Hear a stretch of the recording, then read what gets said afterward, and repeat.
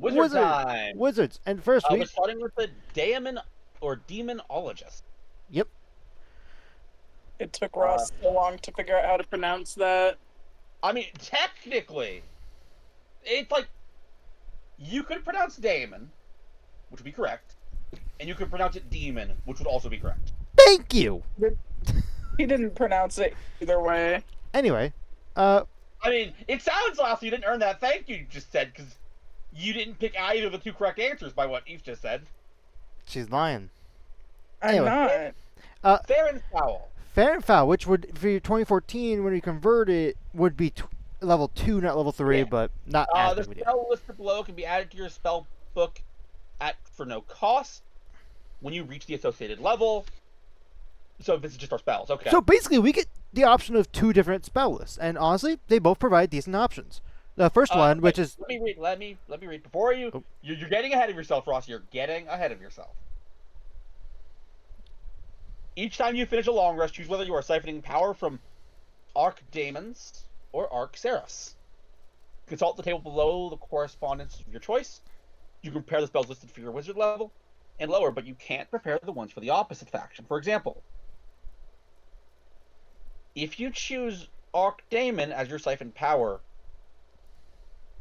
you can't prepare the spells listed in the Archseraph section. This is interesting. This is very interesting. But you're right. We got 2 spell lists. yeah, which for the Bane, Daemon, we Toll the get Dead. Toll the Dead and Bane for Fear. Dark Sacrament, which we already covered, and Giaz. Uh, I'll say a solid spell list. And then we got For- Aid, Bless, Sarah- Word of Radiance, Revivify, Guardian of Faith, and Greater Restoration. Again, pretty solid list. Getting Bless and Aid is pretty Ross? good. I need a favor. Oh? How many of these are already on the wizard list? Ooh. Okay. Toll the Dead is already on the wizard list, so that's 1. Bane is not. Fear is on the wizard list. I'm going to double check that other one because that one's a new spell, but I believe wizards do get that access to that spell. Let me just double. Out of curiosity, have you noticed what I have noticed? Considering this was designed for 2024. It's fine to say no. Give me a minute. Let's see. So the dark one is I'm not crazy. The dark one's level 4, right? Yes. Dark Yeah. Sacrament? Yep. Yeah, Found it. that's level 4. That one is on the wizard list. Giaz? I'll have to double check. Giaz. What I level feel is like what level is Fear? Hang on. Third. This'll- Third. I know it's on. I know it's on I the mean, wizard list. it's Bane's first level, isn't it? Or is Yeah. it? Okay. It is, yeah. It completely Toll the skipped second level Toll spell. the Dead is Wizard- an annoying one here. Wizard does get Giaz. What's wrong with Toll the Dead? I'll explain it when you figure out the issue. Alright, so other than Bane, all of the Daemon spells are on the wizard list. If you look at the Seraphim list, Yeah, these none ones of are these not. none of these spells are. Okay. Unless you get it from a, because there are ways to add some spells to be pickable on the wizard spell list, but I know. straight up- We'll get to that. We Yeah. will get to that when I talk about my issue. yes, Ross, what's my issue? is the fact I'm not seeing it. You're not seeing it? Mm-mm. I will might give you a be clue. missing Ross, it. it is only an issue when we view the terminology and the fact that this is designed for a 2024.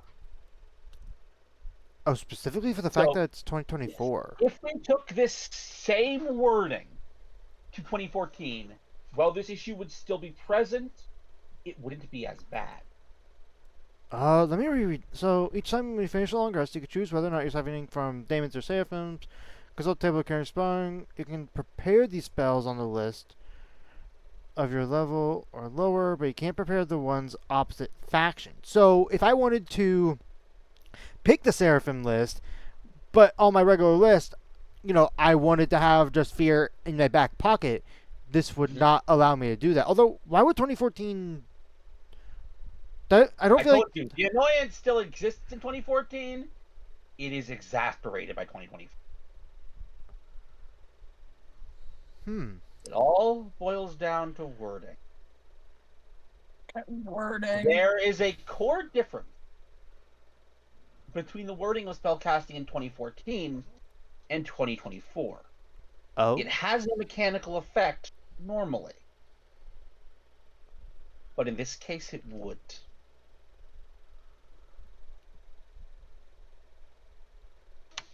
From the opposite factions. I will tell you, the big thing this would hurt are feats and multi-classing. Oh, would I not be able to, if I were to, let's say, take Fey Touch in order to get, I believe both Bless and Bane are options on that one, I think. Unless Bane's necrotic. Or Necromancy. I don't know. I don't forget. know. But basically, it would prevent me Could have from... just said Magic Initiate instead. Magic Initiate too. That one also was on that list. But either way, yes, carry on. This would prevent us from being able to select that spell. And heck, if we go a little even further, I think if we were to, let's say, multi-class as a like Wizard Cleric, this would also prevent us from getting those spells from the Cleric spell list. Correct. Now, there is a workaround, but it's stupid. Oh no. And that also requires a cooperative DM. Okay. Okay. So, in D&D 2024, if you are not a daily prepared caster, when do you change your prepared spells? On level up. Which means, in order to pick what you want and keep it, because it doesn't say you cannot have prepared, it says you cannot prepare. You have to make sure that when you level up and can change your prepared spells, or get your feats, you are in the form you want. Right. Okay. So that is hilarious. Just imagine. I want to take the X spell. Don't level me up. Don't level me up. Don't level me up. Don't level me up. Also, am I crazy, or is it leveling up in general? Like, okay, let's say for some reason I'm a Wizard Sorcerer multi-class, but I picked the level up in Wizard. Does that allow me? That wouldn't allow me to swap out a Sorcerer spell, right? Let's look at the wording of Sorcerer 2024. Because I know they're prepared casters, or not prepared casters. Yeah. You know what I mean. All right. Blah blah blah. Multi-class. Blah blah blah. Here we go. Features. Take it. Nope. There we go. Spellcasting. Spellcasting. Here we go.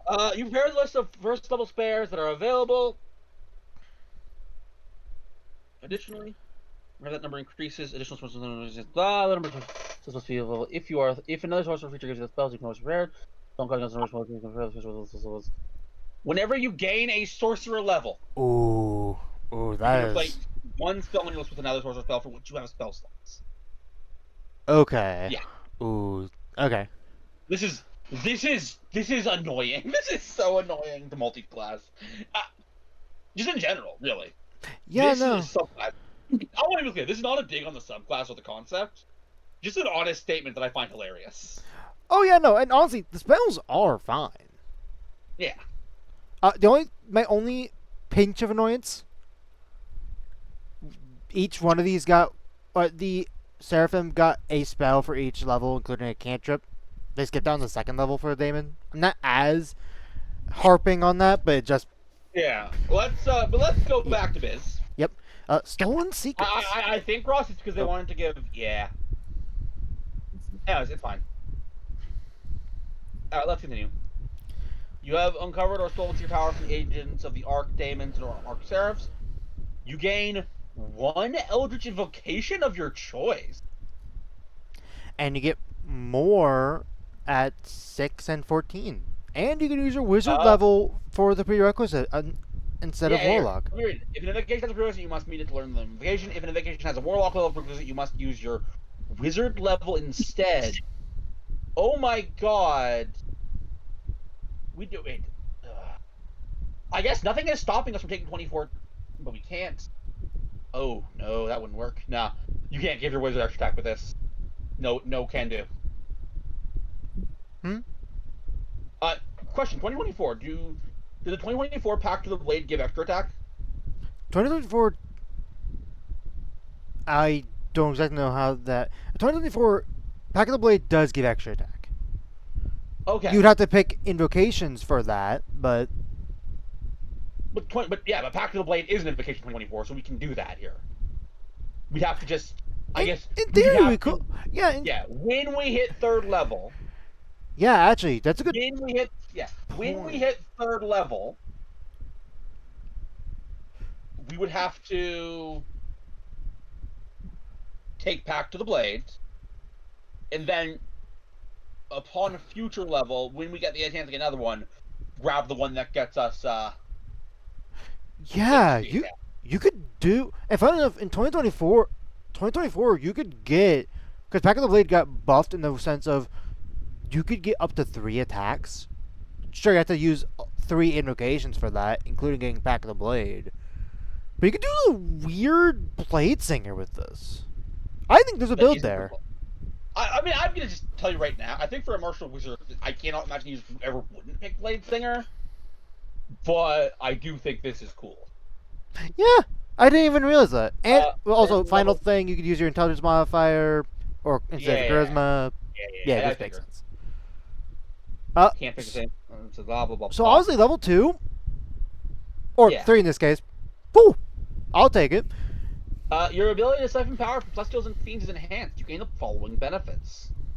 While you are siphoning power from an archdemon, you have resistance to necrotic damage. In addition, fiends that know your language can understand speech, and you can understand theirs, even if you do not share a language. Resistance to radiance, celestials, same deal. As a bonus action, you can change which power you are siphoning from. What's for long rest? Once for long rest. DM, before you say we level up, can I use my bonus actions besides?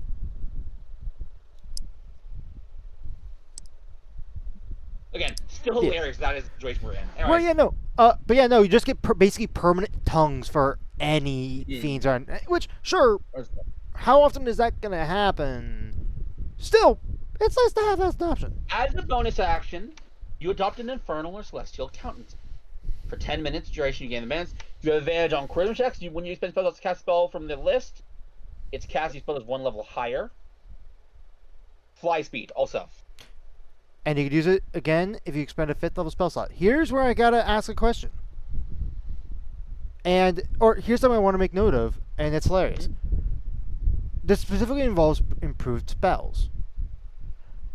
Normally, a lot of features that have like this similar type of ability mentions that it cannot go higher than 9th level. So in theory, you could cast a 10th level spell. Now it has to be of the list, and the only one that I see at all value would be Aid. Ross, I will stop you. You cannot. Fundamentally, there is no 10th level spells. There's nothing would happen. I know the wording gets weird there, but it just wouldn't work. I mean, here's the thing. Even if it did work, how big of a difference if you look at that list? It's like, sure, one more creature that's being hit by Bane, potentially Bless, a little more hit points of Aid. Not any crazy difference. They messed up badly. Oh? Read Unearthly Wings for me. Unearthly Wings. So you gain a flying speed, you go to 60 feet, and once you use this wait. I told you they messed up badly. Once you use this feature, so specifically the flying speed, which you can restore use of it with a 5th level spell. Okay, I know this is. Let me explain.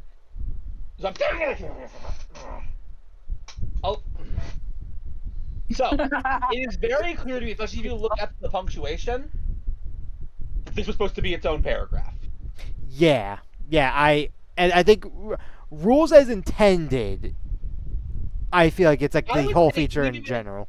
Yeah, but it is an entirely huge mess that it isn't. I will say punctuation means that it wouldn't matter because there's a period there. So, Thank you. But yeah. but still, I figured you'd have a lot of that one. Oh yeah, no, absolutely. Then your 14th level. Congratulations, by the way, on the 14th level. Eternal when you use War Eruption. When you use the powers at your command to call forth war, you use you can summon a manifestation of the war between demons and seraphs in a 30-foot radius sphere centered on a point within 120 feet of you. Each charisma save, 40-10, 40-10 blinded. Ooh, that is some damage. Solid damage for a little bigger than a fireball. But once per day, so that's... Yeah, once per Still day. not However, Mhm. you regain a spell slot of your choice. A 5th level or lower. Yeah, 5th level or lower.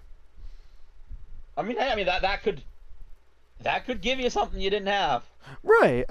Subclass as a whole, I think it's cool. Yeah, again, fine. Has some very funny interactions. So I would say, if you are planning to multi-class with this, Be careful. talk to your... Not even be careful, just talk to your DM about what allowances they're willing to make. Yeah. Admittedly, a lot of this goes away if you're playing in 2014 and just pouring this over like we probably would. But still. Right. Anyway. We got the Plague Doctor. You get proficiency medicine. Herbalism kit and alchemy supplies. Additionally, you have learned to make magical potions. 10 minutes of work. You compare if you have herbal. When you use a medicinal potion, you choose. There's a lowest number. And then here's what the potions drink. Wait. The potions have spells. Yeah. So Okay, basically, how to think about this is we're putting the spell into the potion for our allies to drink. Yes. Okay. As a bonus action, the creature can drink the potion or administer it to another creature within 5 feet of it. When a creature consumes the potion, it becomes the target of the spell. As a bonus action, the creature can drink the potion or administer it to another creature. It becomes the target of the spell as if you had cast it. If the spell requires concentration, the creature that consumes the potion concentrates on it. They last until you finish a long rest or until you use the feature again. Now, I have some Ask Your DM notes here. Oh. You're a wizard. Yep. At some point, you're going to hit level 5. Yes. I assume you're going to pack Fireball. As a potential spell, yes. What happens if you drink a potion of Fireball? It wouldn't work. That would be an invalid spell. Simply for the fact that you don't it's a- target. It's not a single target. Okay. I Yeah, missed that part. it has to Okay. it has to target one creature, Good which that does But also, actually this connect- brings up oh. one of our clarification questions. Yes. So when we were looking at spells, which I have a small list of from 1st to 3rd level spells that Yeah. would be really good for this. Would spells that are casting on self count because you are technically targeting Mage one? Armor as an example. No, not mage armor. I'm more so for spells like blur, where the target is self. You're only targeting one creature, which is yourself. Would that work? There's one action the creature can drink the potion. Since 5 feet, one creature when chooses the potion becomes target as well as if you had cast it. Stop and put the content 2 questions until you.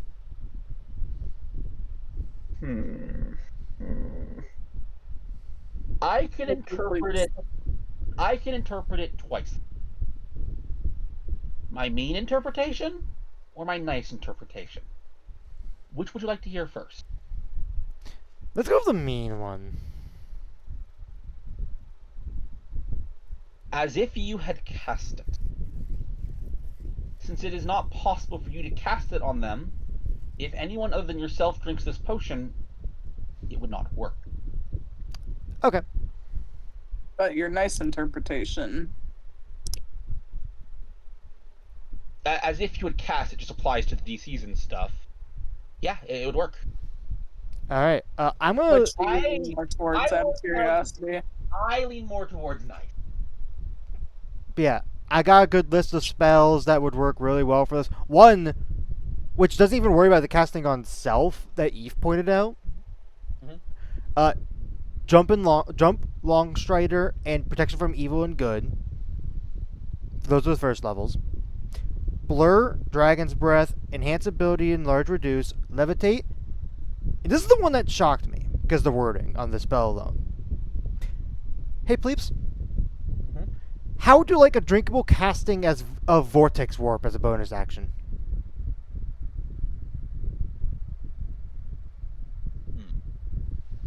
Fair enough. I Uh actually have a warning. I have to put on the label of the potion. oh. Some spells may not be consumed by all party members. Yes. If you cannot give, I would not recommend giving your barbarian haste or anything that requires concentration. Nail on head. Because, well, it does play as if you cast. The barbarian can get around the stupid no spells clause. Yep. Specifically, if it says requires that they're concentration. concentrating on it. And as we all Yep. know, barbarians don't like doing that. So, yeah. Yeah. I also have dispel magic is is an odd one out, but technically it can come into play at some point. I mean, yeah. Fla- It's like medicine. Right. Drink your medicine. Your curse is gone. Woo! I also have- After a moment, of course. Well, I also I have. Yeah. I also have fly, haste, intellect fortress potentially, protection from energy, and tongues. I wouldn't do the potion of haste. It would be really funny on a monk or a rogue. Don't get me wrong. But to be clear, casting haste is great. But we've talked about the issues of concentrating on a haste you yourself cast.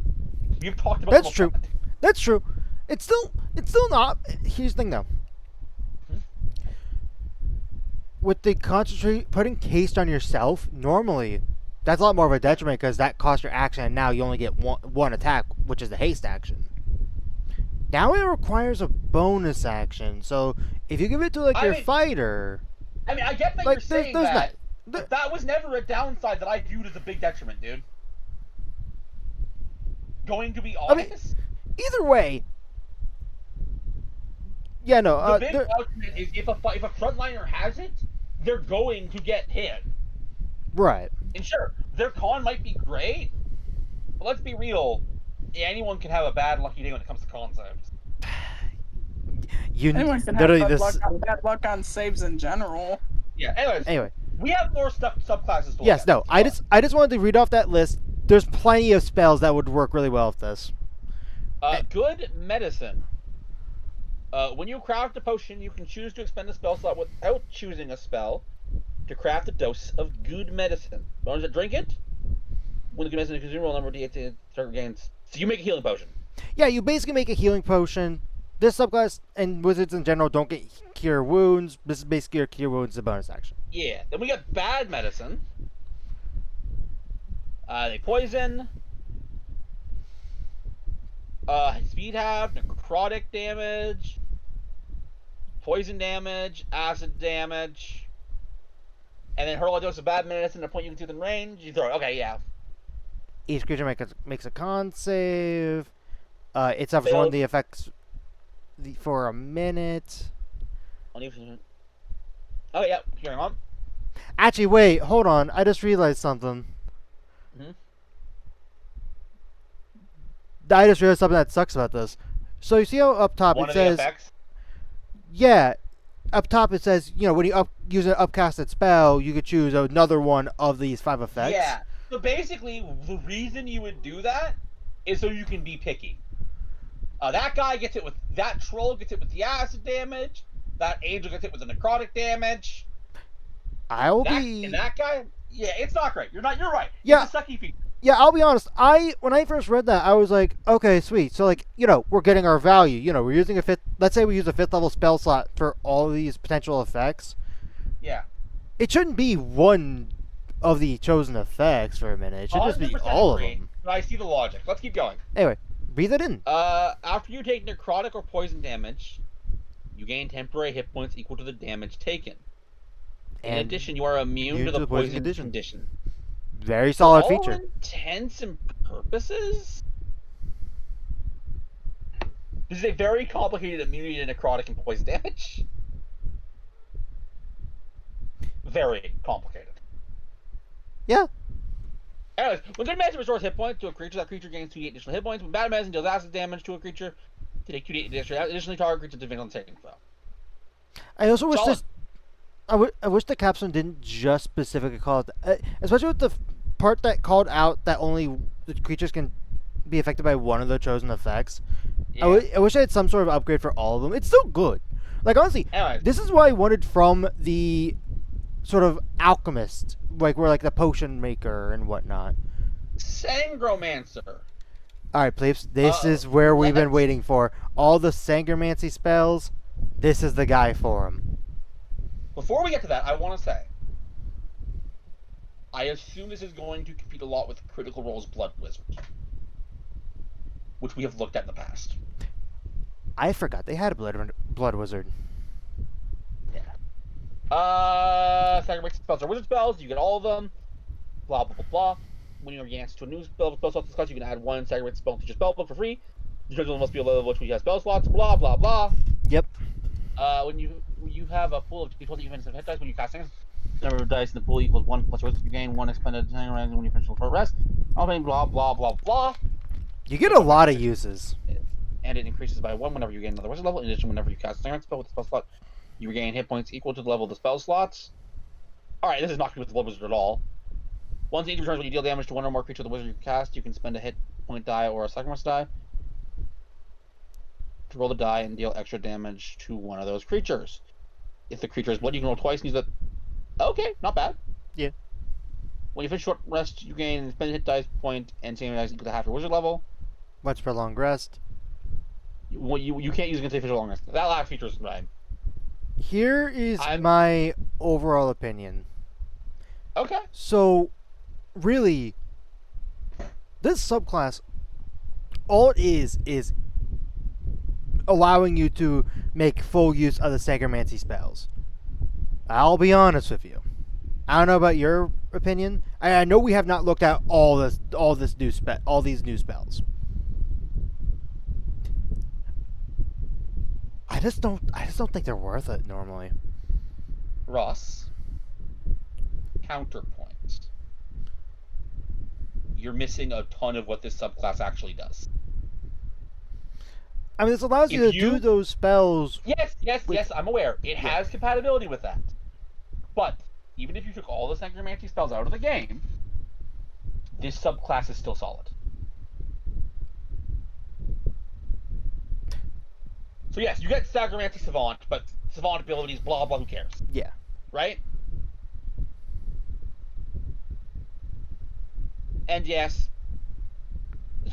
this is all tied to Sagromancy spells, that's fine. Yeah. You get at maximum hit points, but the other part doesn't affect unless you use a Synchromancy spell. Blood for Blood is actually... wait, where is it? Oh yeah, Blood for Blood is actually a really solid feature. Anyways, either way, I am not gonna say, I'm gonna say approved, not with a thought. Right, yeah, no, I I think will the subclass obviously is say- fine. Our final judgment to this really will come when we see the Sagromancy spell list. Right, that it really what comes down to a lot more of those spells. I think we probably covered like not even a quarter, probably. That's just a rough guess. Anyways, we'll finish up the subclass with Barbarian, and then we're on to the main class they added. Yep. So, So we'll see you soon. yep, we'll be back. All right, we're finishing up the old class subclass with the old Barbarian. Yep. We got Path of the Fractured to start us off. We got some flavor. 2 personalities are better than 1. Face of Rage. When you rage, your countenance distorts and your body swells. Creatures that haven't witnessed your transformation now or previously don't recognize you. In addition, while your rage is active, you gain the following benefits. This is a hard one to work with 2014 Barbarian. Remember, 2024 Barbarian Rage lasts longer, so if you actually do something with this, like in a social thing. Right. And You can... yeah. You get some benefits. You can roll a d8 in place of the normal damage of your unarmed strikes. That's always nice. And it can deal your force damage or its normal damage type. So this is Pretty nice, a honestly. crunchy Barbarian. Yeah. When you hit a creature with an unarmed strike, you can push it 10 feet or force the creature to make a Constitution saving throw. And knock it prone. Based off of our strength modifier. and you are one size larger when determining grapples. And your So, unarmed strikes that- reach a little farther. Oh, nice. Honestly, not you bad. we're the punchy barbarian. You're Yep. using one of the following skills of your choice. In Ar- addition, you get an artisan's tool of your choice. You know the one of your languages of your choice. So basically, just we get extra Ah! proficiencies. The idea here, I think, is very much Jekyll and Hyde. Yes, it absolutely is, and you'll see that in these later abilities. While your rage is not active, you have resistance to psychic damage. While your rage is active, resist every type of damage except for force and psychic. Hi, I'm Bear Barbarian. I'm suing for someone stealing my whole shtick.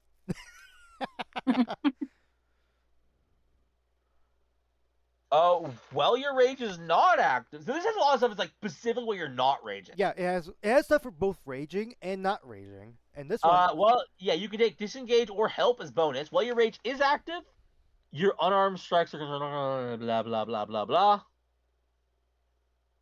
And then better half. When you are reduced to 0 hit points and not killed outright, you can drop to 1 hit point instead, and you gain temporary hit points equal to half your hit point maximum. In addition, if your rage is active, your rage ends. If your rage was not active, you immediately activate your rage, even if you have no remaining use of your rage. If any of these temporary hit points remain after 1 minute, they vanish. Once you use this feature, you can't use it again until you finish a long rest. Honestly, that's actually pretty cool. Yeah, no, this honestly for the Pretty idea cool that way- it did. Honestly, it works fine. Now, obviously, and I'll be honest, this is no competing. 2014 Zealot Barb had a better ability, but again, that's 2014 Zealot Barb, and no one's beating that. Right. No, this is solid. This is solid. I'm definitely gonna prove this is actually like a very solid idea of like really enforcing that the idea that there's a different entity. Oh yeah, absolutely. And then we got Path of the Primal Spirit. Primal Spirit, which I can't help but feel also stings on our totem barbarian just a little bit. So let's see. Well, I'll let you. Find out. Blah blah blah. You magically summon a primal spirit that adopts the form of a beast and accompanies you on your adventures. Choose its stat block. Primal. In addition, choose an environment. Land, sea, or sky. Modify it. Also, the kind of animal it is. Choose the kind of. Whatever your companion you choose, it bears Eldritch marks indicating its level design. It is friendly to you and obeys your commands. It vanishes if you die. In combat, it acts during your turn. It can move and use its reactions on its own, but the only action blah blah blah. Bonus action to command it. Usual summonable beast. You can also sacrifice one of your Subclass attacks. You can act to command the beast to take the attack if you have the capacity condition. The command acts on its own isn't correct. Blah blah blah. I know all that stuff. If the companion died, you can take a magic action to touch it and expend the use of your rage. Commander starts life immediately with all its hit points restored. Whenever you finish a long rest, you can summon a different command which appears in an face within blah blah blah blah blah. The stat block will be at the end of this. Yes, we'll look at it in a second. Yep. While your rage is active, your companion also gets resistances, which is cool. Which that is really nice. That makes your beast really beefy. Animal friendship and speak with animals. I know these. Once you cast the gun, take a long rest. You can also cast these spells using spell slots you have the appropriate level. Yeah. Oh, this is funny. What? So yeah, cost. It's not that it matters because it doesn't matter. Like, I know animal friendship does have a D. Yes. You got a constitution-based spell, and what's interesting is, if you are a barbarian multi-class, you can cast them with slots. Yeah. Interesting. Then we got Skin Rider's Trance, Magic Action, Trance, and choose your reverse trance. You possess the chosen creature. You control it. Okay. Here, those keepers gain vision ends if you choose and trance. No. If the beast you're possessing is reduced 0 points, or if you're in the race turn different. While in the trance, your body falls into you can't move or take reactions. Barbarian level. You can retain the trance for a number of hours up to your half your barbarian level plus your con modifier. Long rest. Or Okay. you could expand it, rage it. For all intents and purposes, this is just, unless I'm missing something, basically the trance you get with Find Familiar. Not quite. It's different. It's different, but I'm gonna be honest. The way it is different kind of sucks. This ability sucks. And then Shape of the Wild. I just said this ability sucks, and you didn't ask me to elaborate. Oh. The issue is, mechanically, to be clear, when you are in your familiar and looking out of their eyes, you can still do stuff. You can't see or hear, but you can still have your character do stuff. For this one, you are sacrificing more, but here's the thing. Here's the honest truth. Your companion, your beast companion, right? That is a beast that'll do whatever you ask it to, right? Right. So in what universe, why need you be finer control of it?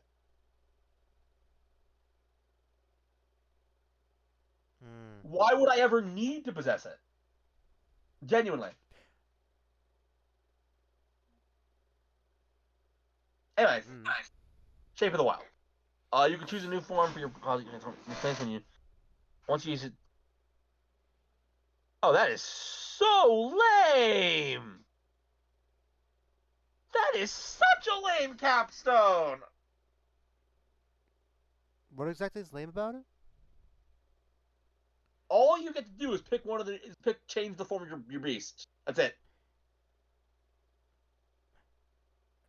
I think it's still good though, because it refills the hit points. As a bonus action, you can choose a new form for your primal companion, causing it to transform instantaneously. When you cause your primal companion to transform this way, its current hit points change to its new. You're correct, but I want to be clear. This is the capstone. And this is a capstone that, as you said, is only good if your companion's getting hurt. That's fair.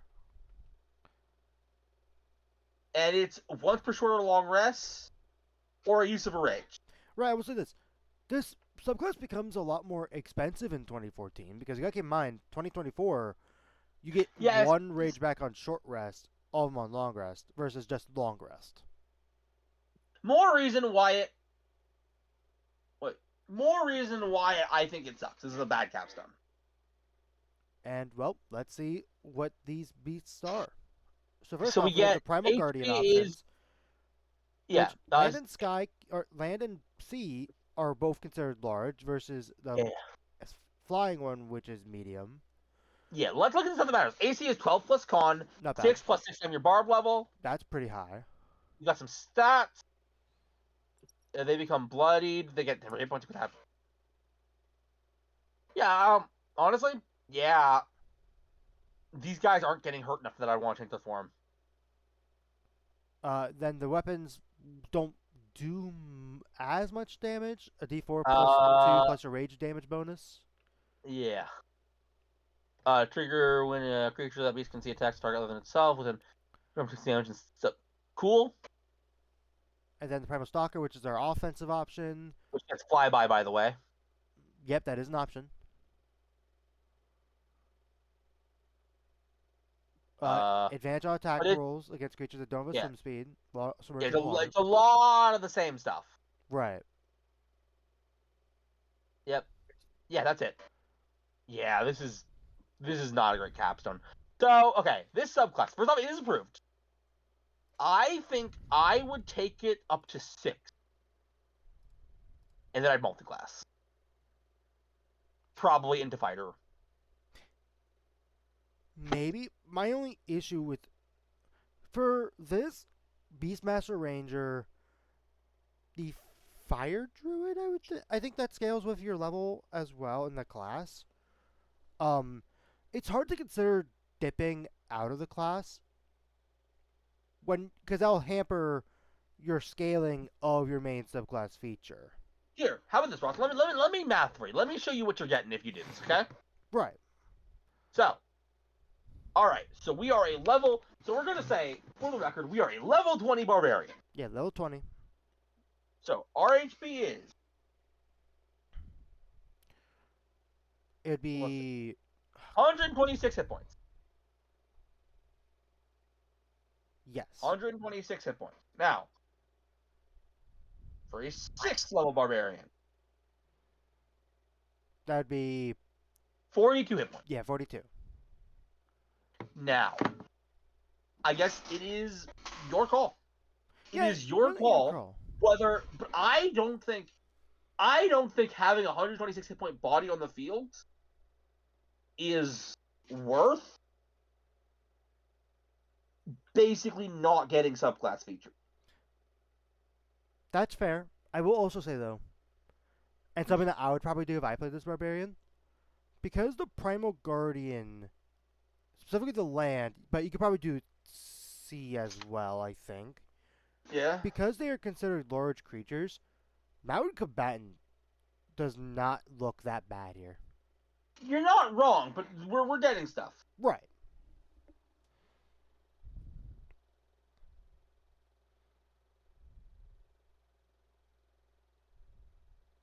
Anyways, yes, let's keep going. Sorry.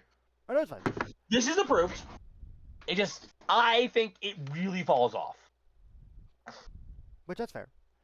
We And got the last one, Path of the Wrathful Dead. yep. While your rage is active, you take on and gain the following benefits. You ignore difficult terrain. And you can move through the space of a creature. However, you can't end in Yep. your movement in an occupied space. Your speed increases by 10 feet, and opportunity attacks have disadvantage against you. That's pretty solid. You see creatures and objects within 120 that have the invisible condition as if they were visible, and you can see into the ethereal plane. That's always nice. Interesting they didn't go as far as to say you have true sight. So you can still be fooled by illusions, but you can see invisible things. Right. You are overcome by emotions, and you gain one of the following options every choice whenever you finish a long rest. You can take your choice. When you miss an attack roll against the creature, you have advantage on the next attack roll you make against it before the end of your next turn. That's not terrible. Basically, you're never recklessing with this barbarian. Or you do, but somehow you end up 2024. missing still. 2024 rules are weird. What I more mean by that, Ross, is if you reckless with this barbarian, you're literally not getting as much as a normal barbarian gets. When a creature you have grapples, don't make a ability check to end the grapple condition on itself. You can impose disadvantage. Well, you are That's bloodied. reaction. You can take a bonus action, take the dash or disengage action. All these are fine. None of these are particularly strong, but it's also not the main thing we're getting for level 3 here. It's also Oh. this is always active versus the other one, which is always raging. So Correct. it's fine if these are a little weaker. Once per rage, you can take a magic action to channel traumatic death. When you do, at the start of your turn, each creature of your choice in 10 feet emanation region, you must make a Constitution saving throw, or take poison damage and gain the poison condition. Wait. To determine the poison damage, roll a number of d6 equal to... Okay, there we go. Right. So Add them together. An effective creature uses an action and the poison condition itself. Okay, no, not bad. yeah, not terrible. At the start hypothermia. of their turn, each creature of your... So this is... Oh, that's at the start of... Wait, when does this... Wait. Give me a second. I am just now realizing something. Once per active rage, you can take a magic action channel. When you do so, choose one of the following options. I guess it lasts a minute. Oh, Have it speed halved for a minute. No, wait, that's not what's happening. yeah. Wait. Now I'm confused because This ability kind of sucks now that I'm reading what it actually does. when I read this, it sounded like it was a once per, like you use this at the beginning and the damage only happens then, and then it has lingering effects. But now I'm not sure. Is it something like a Spirit Guardians thing? 'Cause it says at the start of their turn. No, Ross. I will save you some trouble. It is entirely what you just said. Oh, it is what I was saying. Yes, it's just for whatever reason that effect happens at the start of the turn instead of on yours, which I think is. Oh, okay. Anyways, let's keep going. Hypothermia. Same idea, but it's cold damage. And it's half movement speed for a minute instead of poison condition. Yeah, poison. Immolation's a little bigger range. Yeah, a little bigger range. It's fire damage. Dexterity save, fire damage. And it doesn't have any. Prone. Oh, well, no. Or they can extinguish the fire on itself by giving itself the prone condition. Wait, what? Wait, now I'm Has thinking everything- it's. At the start At of your turn. the start of the send save throw or take fire damage. Remember the fire damage roll number of d6 as an action. The creature can extinguish fire. I am Yeah, really something confused on. something is lost in translation. You know what? What's the subclass called? It is Guys are about to see an on-stream Google. It's Path of the Path of the Wrathful Dead. Grim Hollow, Path of the the Wrathful Depth. Wrathful Dead. Dead. Level 6 ability. Confusion. Nope. Sorry. I guess, D&D 5e to make it clear. Nothing. Nope. Nope. Why would they have what I want, right? Of course. I think reading it again, it must be damage over time, right? it must be like some sort of Spirit Guardians-esque thing. But they do not make that clear.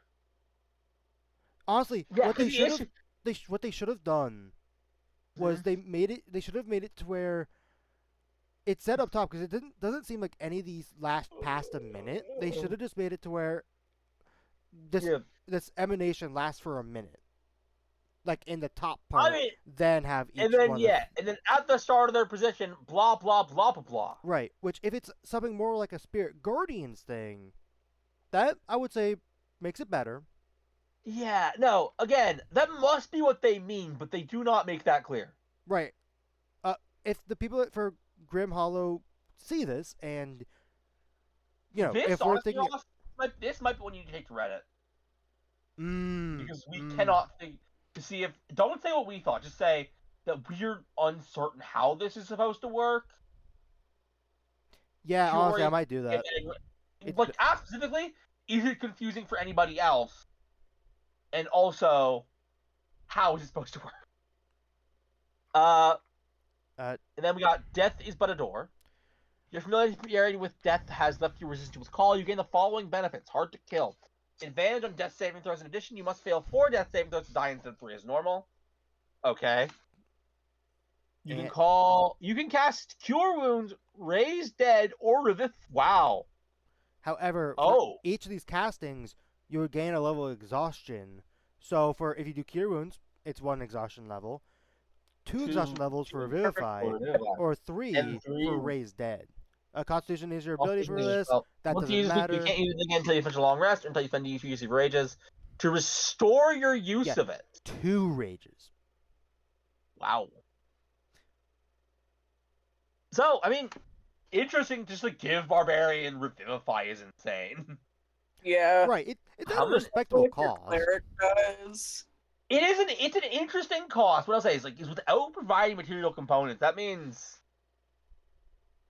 in theory, I guess you can get around. If you're okay with your Barbarian being gimped, you can get around diamonds. Yeah. I'm gonna say powered by Pathos. Basically, just an upgrade to the previous feature. Okay. Hate, while your rage is active, your attacks with weapons, blah, blah, blah. Whenever a creature you can see starts within 30 feet while your rage is active, you take a reaction to summon a spectral assailant to grapple the creature. There's a save, blah, blah, failure to grapple position, save. He's knocked off, however, each foot of movement costs 1 extra foot, blah, blah, blah. Whenever a creature you can see starts turning 30 feet while your rage is active, you can reaction to anything. Terrified until the start of its next turn. Terrified creature's speed is halved, and opportunity against advantage. Okay. So I'm gonna say this is approved. Yeah. With a big old question mark on the level 6 ability. Yeah, no, level 6 is. Dude, do make that Reddit post. I want to see if it's just us that are confused by this. Right. Honestly, so it's just regular approved for, assuming it's. Honestly, all 3 of them. All 3 of them. No. I was talking about for this one specifically. It's regular approved for, let's say, if it's like Spirit Guardians. If it's the other way, I mean, I want to say this approved. subclass is good either way. Yeah. I just think if, as one of my players wants to run it, I should probably make sure I am understanding how it works correctly. Right. Just imagine this scenario. Woo. We're in a game. We're starting our next campaign. You just hit level 6. All right, Ross, level 6. Congrats. We're getting into a fight right now. It is the bandit's turn. They're gonna walk up to you, slash with a sword. That is a miss. It is your turn. Yep. Also, I just thought about it. Mhm. I know for 2024 it does. Does rage keep going if you cause an enemy to make a saving throw? No, not in 2014. I've always wondered We that might- too. I think even in 2024, like let's look at Barbarian 2024, which by the way, I think for the next campaign, I think I'll allow a mix. You can use 2014 or 2024, it's fine. Where is it? We want to look That's at rage. 2014. Oh wait, oops, I meant to Google 24 War. Barbarian Oops, all caps. 2024. Here we go. Yeah, we're looking at rage. We're looking at rage. Duration. The rage lasts till the end of your next turn. Ends early if you don't have any armor or have the pass condition. If your rage starts on your next turn, you extend it. For another enemy by doing one of the following: make an attack roll against an enemy, force an enemy. Oh, in Yeah. 2024, make a save there. Okay. So that in 2024 specifically, you can keep it going with okay. So I guess with 24, do we want to add that?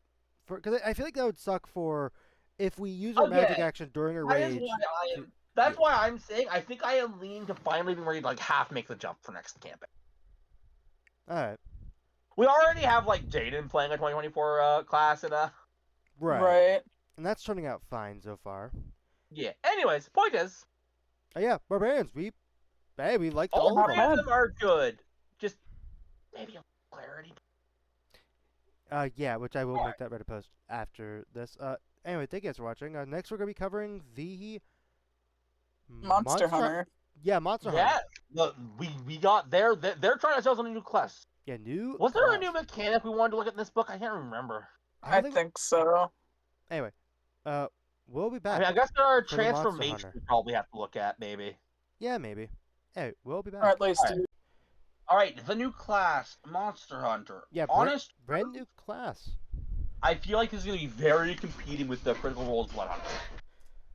Well, let's find out. All right, so again, we're gonna skip a lot of the lore because, as I always say, the lore's whatever you want it to be, in my opinion. Flavor is indeed free.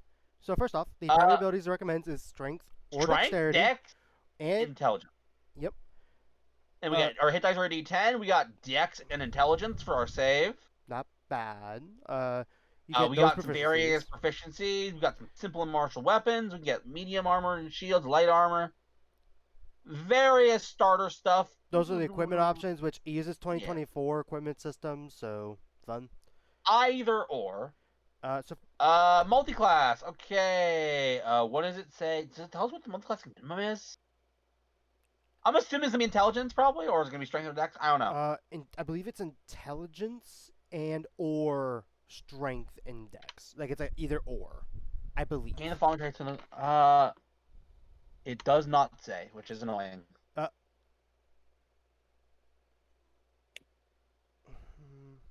I mean, it says what the primary abilities are. Right, I'm sure it says here somewhere.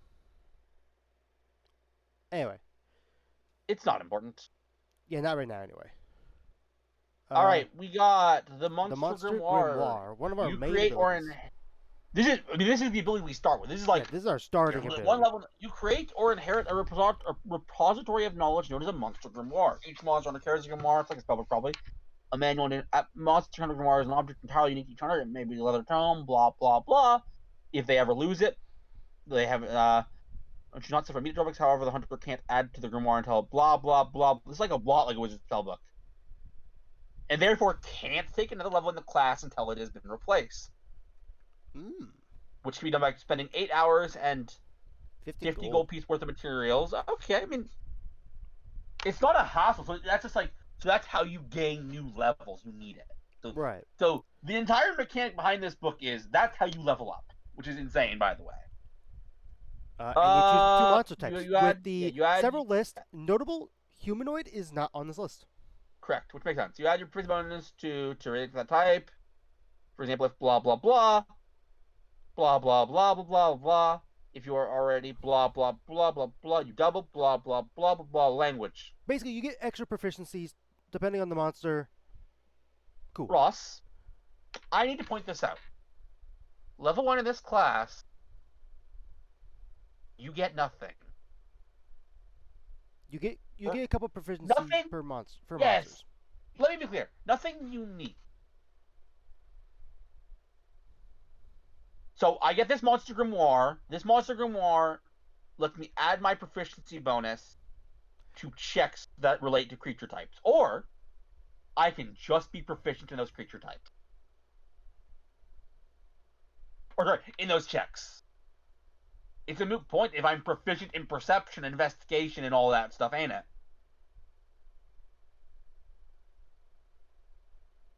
And that's our first level 1 feature. Our second level 1 feature is a weapon mastery, which if I want a weapon mastery, if I want a weapon mastery as a 2024 character, guess what? Can literally be anything. And that's it. That is it for level 1. So you take 1 level in this class, you get nothing. If I want what this class gives me, you know what I would do? I'd take level 1 in Ranger. Okay, hold on. Ranger basically does the exact same thing for level 1. Exactly. 24 Ranger. Okay, not 2024, because that one gives you extra castings of Hunter's Mark. Well, like this is a 2024 class, we gotta compare it to 2024 Ranger. Fair. So yes, level 1. Oh, you you get also spells. Yeah, they changed the spell casting to where it works more like Artificer for half casters. We got favored enemy, which a mastery, sure.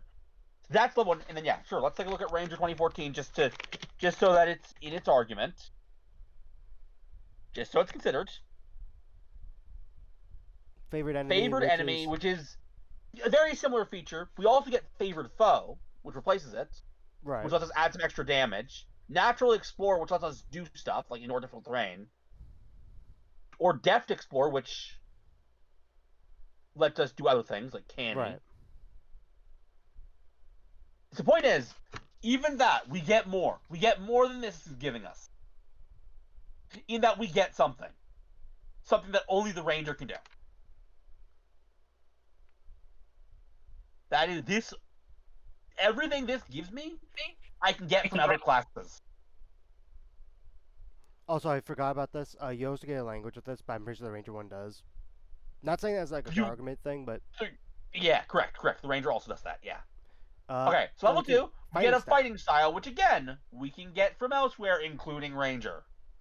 But we can't get this from that. You have learned the most effective way to slay a monster is to strike its most vulnerable area at the right moment. Too early in your attack, too late in the monster. When a creature you can see within 60 feet of you targets you or another creature with a melee or ranged attack, you can take a reaction before the attack roll to make a one attack with a weapon or an unarmed strike against that creature. If the attack misses, you regain the use of your reaction. That's still not a lot. I'm gonna be honest, Ross. That's still not a lot. Well, it's good. I mean, I was saying this was unique. I didn't say it was a lot.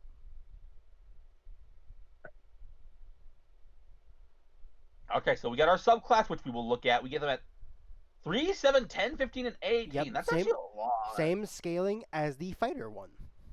Fair enough. We got our ASI. Same as usual. Level. So again, I want to be clear. Not counting whatever we get for the subclass, we haven't got anything really to make this class its own, and we are level 5. We are 5 levels deep. Now this is where. So you know how we're a martial, right? Yep. We don't get an extra attack at level 5. Instead, basically, you learn the weaknesses of monsters so that you know exactly where to strike to inflict the most damage. You can add your intelligence modifier to the attack and damage rolls of your weapons and unarmed strike. So sure, we're not getting a third attack, but our attacks are way more accurate. Not enough to justify it. And the damage boost isn't enough either. Like, comparing this to sneak attack, we're getting, what? At most, a plus 10 plus proficiency to our attack roll and a plus 10 damage. And that requires us to be pretty mad.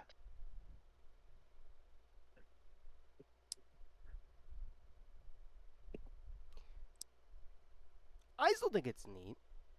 It's nothing, Ross. It is nothing.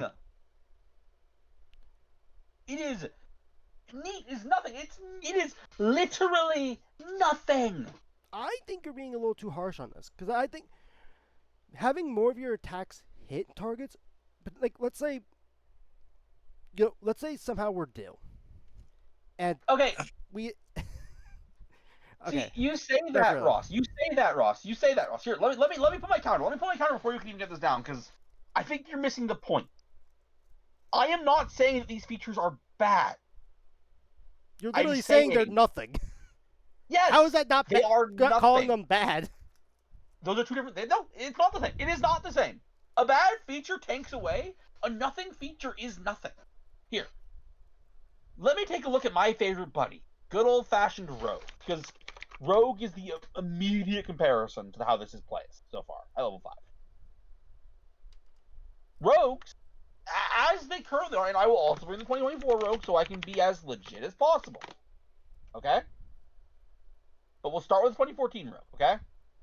By level 5, the Rogues already got sneak attack, already got cutting actions, and then at 3rd level they get steady aim, which gives themselves advantage. By 3rd level, Here's the thing: you're not The rogue- always going to be relying on that, because that, true, like where the intelligence modifier thing, that's always happening. again, that is entirely fair. However, my point is this. By 3rd level, Rogue does something equivalent to everything that our buddy here does by 5th level.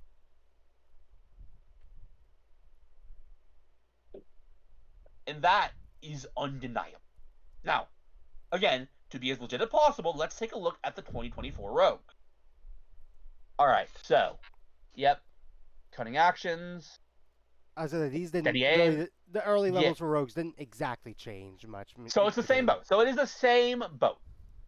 By level 3, the Rogue can do an equivalent to everything that this can do.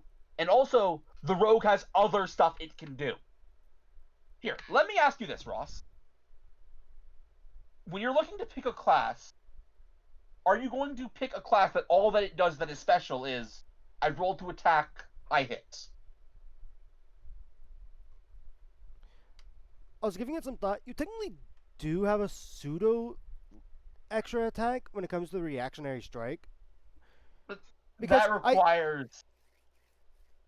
I was gonna say, I know opportunity attacks exist, yeah. but you can't rely on that. There are builds that can't. have.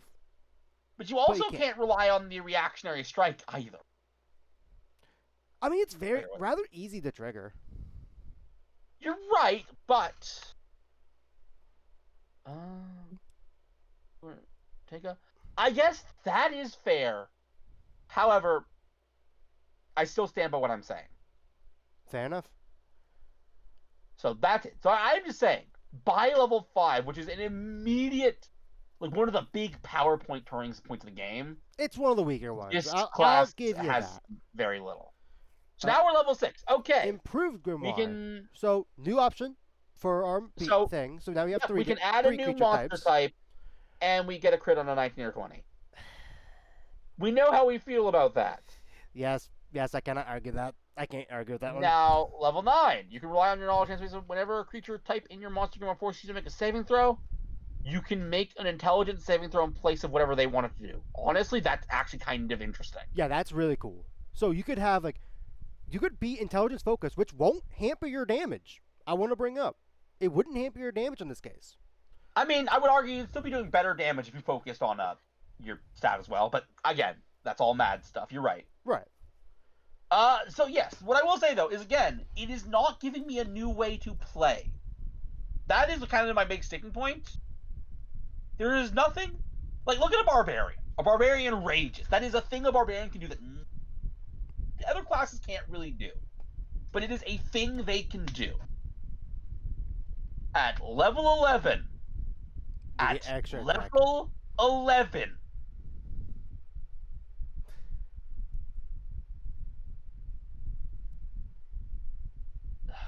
Okay. Then level 13. We get another and monster blah blah option. blah blah. Level 14, Layer we get sense. Layer Sense. You're experiencing navigating threats that arise near a monster layer. You have advantage on resistance to damage of layer actions and regional effects caused by creatures. Great. That comes up in like the 5 out of 10 times. No, you're not even like 2 out of 10 times layer actions come up. In And addition, advantage. You have advantage and standard because it's legendary action. So your DM better be throwing a lot of layer and legendary actions at you for this to be useful. well, I was gonna say, this is coming up late, which is where you want it, because that's what a lot of bosses do. But again, this isn't giving me anything I can do. You remember when we looked at the witch? Yeah. Remember how the witch had these like cool things they could do at every turn that made them powerful? Heck, the Illrigger. The Illrigger. Something, you know. Yeah, the Illrigger. They have this whole they have this whole mechanic with their seals that is a thing they can do.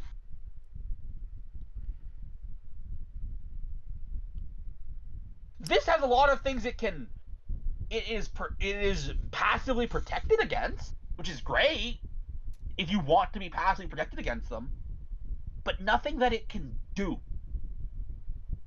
Alright, Slayer's Aid, level 17. And I still haven't seen a thing this class can do. And I am emphasizing that word for a reason. When you use a studied response, choose a friendly creature that can see here. That creature can use its reaction to make an attack with a weapon or unarmed strike against the creature that triggered your studied response. If the ally does not have the reaction, they regain it, but then must use it to make the attack. I'm going to be honest, just make it not be their reaction. Your ally's attack occurs after yours, but before the target creature rolls its own attack. The ability refreshes at the start of your turn. I mean, AKA when the reaction would come back, yeah. Let me know a second. The creature can use its reaction. Your ally's attack occurs after yours, but before the target creature. Okay, yep, I see. Then level 19, we get an epic boon. That's just Which is 2024 stuff. Yeah. Anyone can have an epic boon. Who cares? Grave Strike. You gain the ability. So 28th level. You're not getting much of this. You gain the ability to strike more blows against creatures you have studied. Your attack rolls. 18 to 20. When you do score a critical hit against a creature type in your monster grimoire, they make a con save. The DC equals the damage taken up to a maximum of DC 30. On a. Oh, great. And Ross, quick question. How easy is it to be to get 30 damage of our current abilities? Our 2 attacks that we'd have. No, it'd be 1 attack because it would only be on the 1 attack we crit on. Yeah, it'd be the one main attack. With just the base kick, getting it up to 30 would. Well. As a reminder, we are level 20, so presuming a normal campaign, we have not multi-class. Yeah, level 20. Actually, a lot more reasonable than you think because it's equal to the damage, so we're already doubling whatever damage dice we are. Let's say we're using a long sword, so D8 or D10. You're also adding your strength and intelligence. I don't know. I think, and also at 20th level, it's reasonable to have them be both high. And then we got, you can use this feature a number of times equal to your intelligence modifier. It's a resource, great. That only happens when you net 20. Yeah. So, yeah, base class is bad. I'm going to say it. I don't know if I've convinced you, but again, there is Intel level 17. And even then, not really. At no point does this class get something that it can actively do. Even this ability, even this Grave Strike ability, it's not a thing we can do, right? Right, yeah. So, my first thought of the base class, a part of me is tempted to do a weird multi-class with, so you have 5 levels in this, to add our intelligence to our strikes, and then you go either Bladesinger or Eldritch Knight? Maybe there's something there? I don't think so. There are issues. But, yeah, no, I get it. Right, I said maybe. Yeah, no, this is... Again, That is 5 levels where you are a low. Yeah. So Nope, it sounds no. like for you a prude without thought for the base class. I'm not gonna say that yet, but I will tell you the subclasses are going to have to do a lot of heavy lifting, and I do mean a lot. Right. Like this is even worse than the martyr was right now, which is I know. Yeah, Oh, I know. I'm going okay, that far. okay, I am going that far. Okay, I wouldn't go At least that At far. the very least, Ross, above all else, the martyr did something. It was annoying to do it, but it was a thing you could do if you played that class. Alright, it's time for some subclasses. We've got in this book 1, 2, 3, 4. Yeah, we got 4 of them. If 2 out of 4 of these subclasses are good, I will promote this class to approve. Alright. But it needs to have 2 out of 4 of the subclasses be good. Well, let's see if it has the potential. First off, Starting with the Cleaver Guild. Carver oh, Guild. Carver. Yeah. How are you saying it? I said Cleaver. Where's the L? I know. I fucked up. Anyway. Anyway, so All first right, off, the heavy third armor, level. which So we get heavy armor. better defenses. Cool. Your skill in close combat enables you to inflict crushing blows while keeping your opponent. When you hit a creature with an attack you can take a reaction. You're using your reaction? Yeah. So we replace our steady attack to deal an extra To 2d6 deal an extra damage 2d6 damage with the same type dealt by the weapon, and and they have disadvantage on the next attack roll. So again, and it upgrades on to one 46 hand, and 11. at least this is something you can actively do. On the other hand, it's literally clashing with probably our only actual core class ability at this point. Yeah, I'll be honest. I don't like the fact that that's the first one you look at. Is the Okay. one that replaces the entire. Anyway. True Grit. Advantage on saving throws you make to avoid or end the blah blah blah. Friend condition. Ended used by the blah blah blah. Additionally, when you hit a creature with an attack as part of a reaction, which these abilities are clashing, Again. you can choose a frightened creature within 60 feet that can see you, And including end yourself, and ends which I- on that. Lovely, lovely, lovely. I mean, they can come up. So. Yes, it can come up, but when it doesn't, what are you doing? Level 10. Your reputation has become such that monsters preying on the fearful have come to fear you. When you hit a creature with an attack as part of a reaction. They really messed up on that opening ability. Yeah, no, they really did. Because it's like, you can do this thing, but if you do that, you're not getting any of your other subclass features. I want to be clear, Ross, these are bad marks so far. Anyways, when you do that, you can force them to make a wisdom save or be frightened, blah, blah, blah, blah, blah, blah. And then the redirect. Level 15. Your strikes have become deadly. The damage of your close quarters, which again you're sacrificing. This is basically a weird sneak attack that is really weird to activate. Also, wait, what? So damage has become. Wait, what? Why isn't that just listed here, actually? Because the other damage Yeah, upgrades are listed. Yeah, I'll be honest. I saw that when I first read this, and I was like, okay, that's a In choice. addition, if you deal damage to a creature with it, they have disadvantage on all attack rolls until the end of your next turn, when before it was until the start of your next turn. Well, no, it was only on one attack. The creature has disadvantage on the next attack roll. Oh, either way, that's not a lot. And then capstone, You're all- you could use your reaction twice. Well, great! Now I can use both the abilities. Now! Glad I could do that now! So yeah, Ross, this subclass is approved without thought. I do not What blame you. the hell was the synergy behind this supposed to be? Like, seriously. They open up with an ability that is not only incompatible with the core ability of this class. Again, the only one you have by this point, I will remind you. But Yeah, I'll be honest with you. If I would have, it's incompatible with the rest of the subclass. Yeah, I'll be honest. I would have just applied close quarters to, like, sure, you won't get the option of putting it as your main attack, but for the reactionary attack, it'll do extra damage. I would have done it like that. That would Like, at your least reaction- have synergy. Yeah, no, I'm in full agreement with you. It's like, And it would give me something. It would give me a way to play this class that is unique in that I am trying to trigger reaction attacks. I'm probably going to want to take Sentinel. I'm probably going to want to take Polar Master. But it doesn't give me that. This, again, yeah, let's keep going. yeah, let's keep going. That's one failure.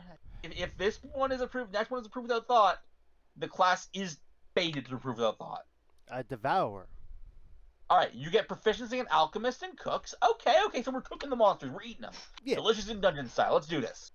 You gain the ability to consume, which causes your body to adapt powerful. They appear in the mutation section. Oh, great. We got a table we have to look at. As a utilize action, you can harvest a single portion from the physical remains of a creature. Only one portion can be harvested from each creature, recorded the monster's type. Harvested portion lasts until you finish a long rest, at which point it loses its potency. As a bonus action, you consume a portion. After you consume the portion, you choose a mutation to gain, depending on the creature's type. You gain the benefit of... You can gain the benefits of a consumed portion a number of times, up to 1 plus your intelligence modifier. And when you finish a long rest, you can do it again. You can benefit from multiple portions simultaneously, but you can't gain the same mutation more than once at the same time. Good to know. Your ingestion of monster heightens your understanding of them and their behavior. You gain this additional effect when you consume monster portion. For 1 minute, you make an attack as part of a reaction, you deal an extra 1d6 damage. Hey! That's neat. And hey, But meh. also, just as a part of a reaction in general, so this works for opportunity attacks and our extra that was- little thing. It was the same in the other. It was the same in the other. Oh, was it? That seems to be. It seems to be the entire focus of this class, and the main class did a very bad job of conveying that, is on reaction attack. Which again makes the last subclass decisions even more baffling. Anyways, non-hunger. Your hunger for your enemy allows you to partake of its essence during battle. When you deal damage to a creature with a melee attack using a blah blah blah, you gain temporary hit points equal to half the damage dealt. If the target is a creature type in your monster grimoire, you instead gain 10 points equal to the damage dealt instead. But Yep. this is a limited number of times. Number of times equal to your intelligence modifier per short or long rest. Okay. I mean, So it's a decent hey, amount of it's uses. something. You can spend an hour and 20 gold pieces worth of blah blah blah to convert a monster portion to a decoration. Decoration is a magic potion that grants the benefits to monster's portion. You can have you can destroy a creature other than you can consume a decoration. So basically, a creature gains 1 exhaustion level for. Oh my god, that's a drawback. A creature must finish along its for its ability to safely consume it. So basically, you can give everyone in the party one of these things. Okay. Which presumably it does the same as the mutation. At level 18, your hunger for monster portions is increased to the point of being insatiable. You now consume 1 additional portion safely. Additionally, for 1 minute, when you consume a portion, you advance on attack rolls, made as part of a reaction. You better be doing this during the fight. Alright, this is the make or breaker for this. Yep. The mutations. What do we get? So each Acid monster have a variety of what they could use for, which is Alright, nice. for 1 minute, your blood each creature creature with an attack roll within 5 feet. It takes 1d6 acid damage. This is actually good. Not bad. Celestial Fiend or Fae, it's advantage on insight checks additionally. So this is social situations. Yeah. For 10 minutes, you know the location of creatures that are the same type of creature as you consumed within 60 feet of you and that are not behind total cover.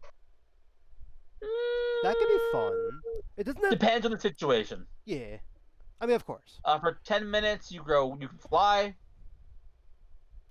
but not wearing heavy armor. Choose one of the following damage types. For 10 minutes, whenever you hit with attack, you can cause it to deal the chosen damage rather than a normal damage type. That's cool. 10 minutes, you are invisible. But that's it. What a waste of a mutation. Like one of your 4 mutations you can eat. For 1 minute, advantage on strength. You also have advantage on attack rolls using strength. Honestly, that's actually pretty good. Yeah, that's pretty good. And you deal an extra 1d6 on strength-based attacks. Natural weapons, 1d6, blah, blah, blah, blah, blah, blah. Regeneration. It's just a healing potion. Awesome. You get resistance. And then you get telepathy. Alright, so so here's what I'm going to say.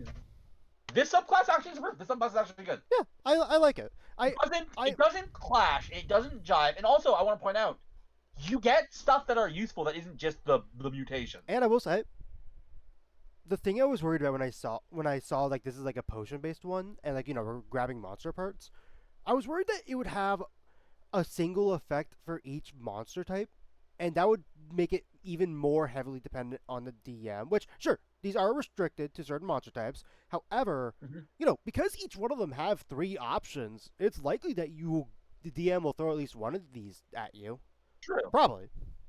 I do like how you can eat a robot. Anyways. Oh yeah, wait a minute. All right. The occultist build. Quartercaster time. You got Spiel. Arcana proficiency. Spells. The number of spells.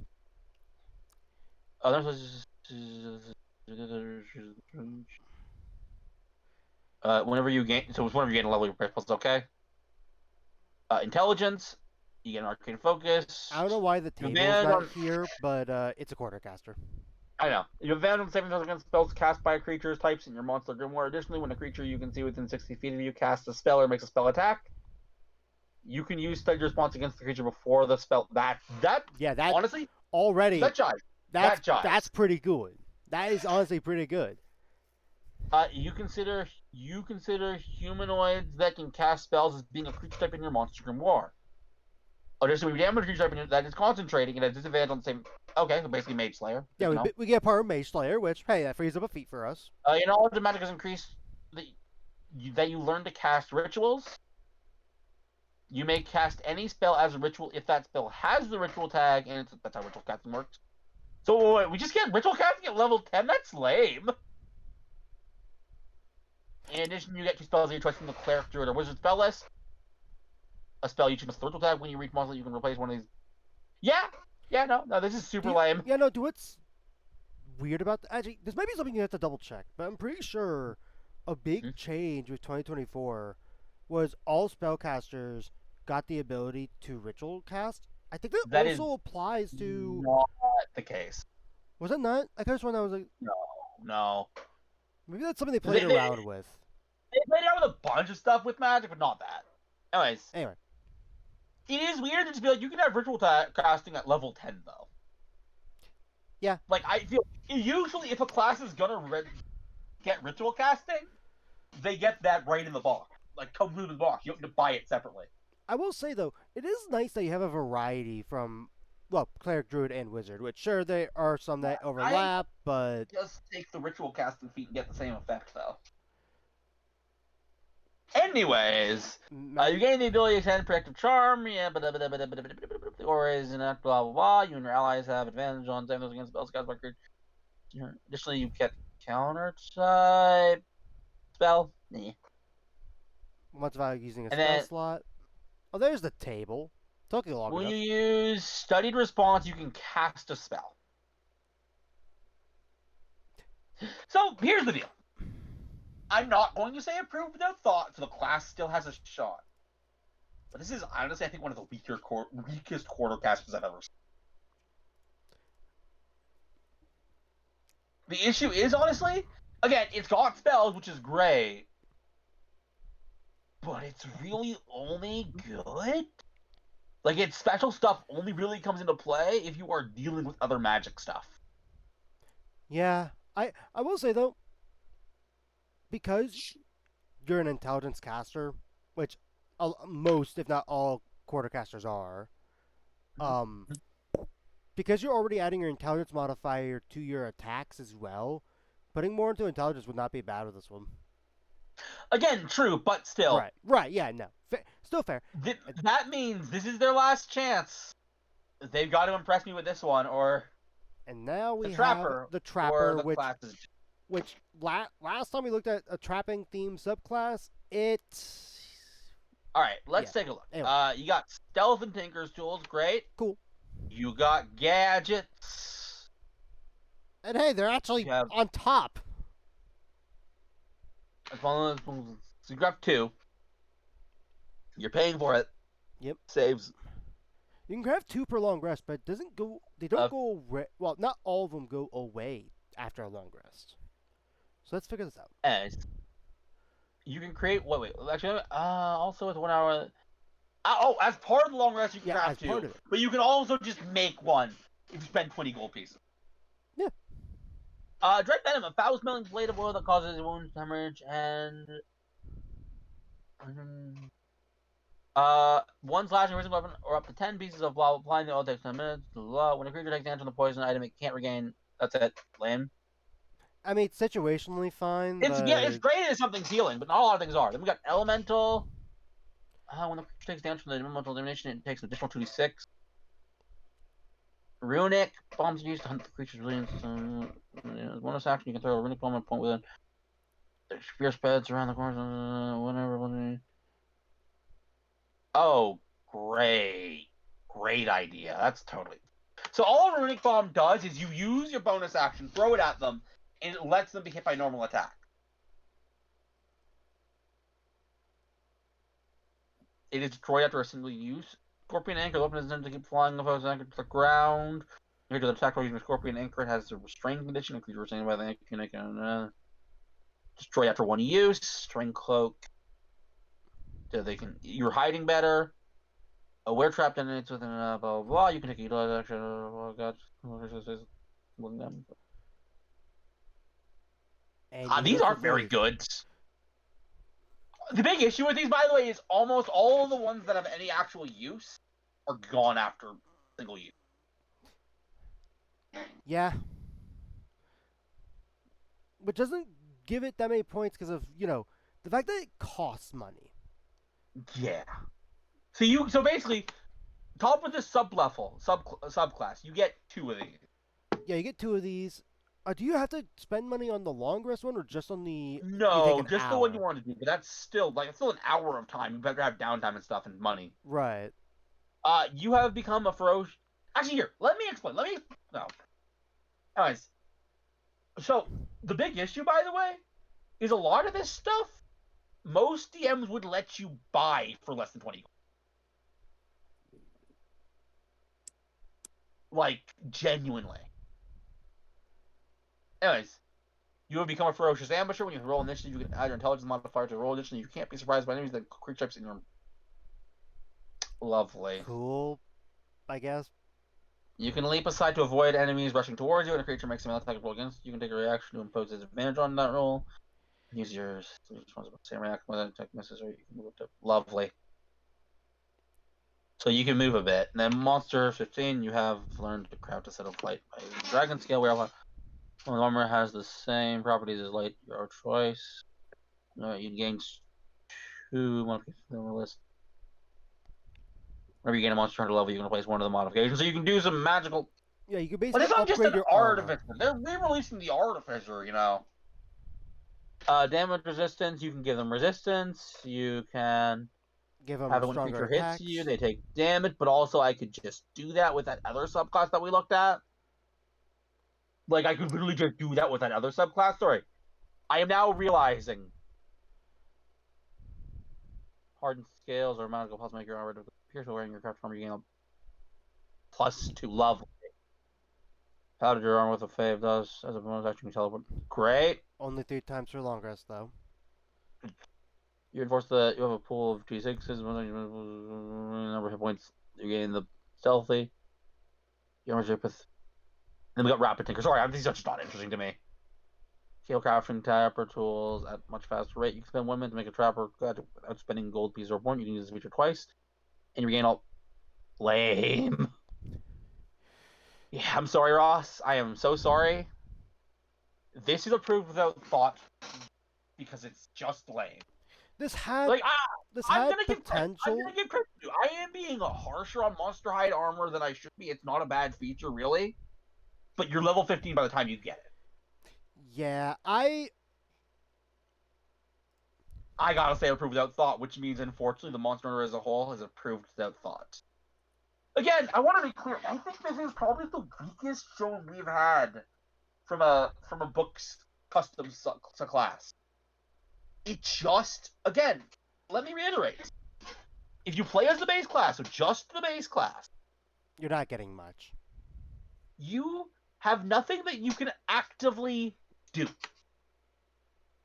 Which here, fighter, they can action surge, they can second wind, they can even Indomitable, I would say, is the thing they're actively doing, right? Yeah. Barbarian, they're actively raging, they're choosing to reckless. Rogues are They're sneak putting themselves attacking. in. They're actively sneak attacking. They're actively hiding. Rangers have a lot of other stuff as well, but they also got spells. Having spells is a thing you can actively do. Right. Druids are wild shaping. Point is, I mean, again, I just said having spells is an active thing you can do just always. And this. Point is, this class has, for its entire 20-level lifespan, not a thing it can actively do. Tons it can't. Nothing it can do.